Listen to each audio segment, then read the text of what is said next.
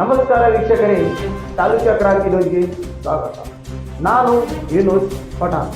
ಕೋಟಿಗಟ್ಟಲೆ ಹಣ ವಂಚನೆ ಮಾಡಿದ ದಲ್ಲಾಳಿ, ಇದರ ಕುರಿತು ರೈತರ ಪ್ರತಿಭಟನೆ. ಇದು ಎಲ್ಲಿ ಅಂತೀರಾ? ನೋಡೋಣ ಬನ್ನಿ.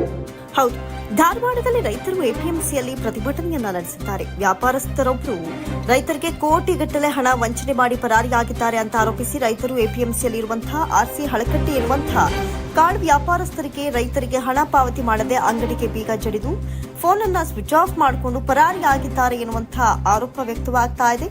ಈ ಕುರಿತು ರೈತರು ಧಾರವಾಡ ಉಪನಗರ ಪೊಲೀಸ್ ಠಾಣೆಯಲ್ಲಿ ದೂರು ದಾಖಲು ಮಾಡಿದ್ದಾರೆ. ಇನ್ನು ಈ ಒಂದು ವಿಚಾರಕ್ಕೆ ಸೂಕ್ತವಾಗಿ ನ್ಯಾಯ ಸಿಗಬೇಕು ಅಂತ ಪಟ್ಟು ಹಿಡಿದು ಕುಳಿತಿದ್ದಾರೆ ರೈತರು. ನಿರಂತರ ಸುದ್ದಿಗಾಗಿ ನೋಡ್ತಾ ಇರಿ ಚಾಲುಕ್ಯ ಕ್ರಾಂತಿ ನ್ಯೂಸ್ ಕನ್ನಡ.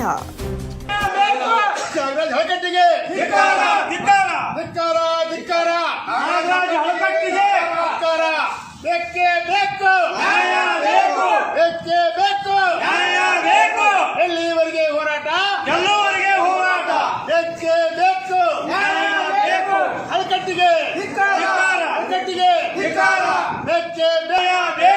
ಹಳಕಟ್ಟಿಗೆ ಹಳಕಟ್ಟಿಗೆ ರೈತರಿಗೆ ಮೋಸ ಮಾಡಿದ ಹಳಕಟ್ಟಿಗೆ ರೈತರಿಗೆ ಮೋಸ ಮಾಡಿದ ಹಳಕಟ್ಟಿಗೆ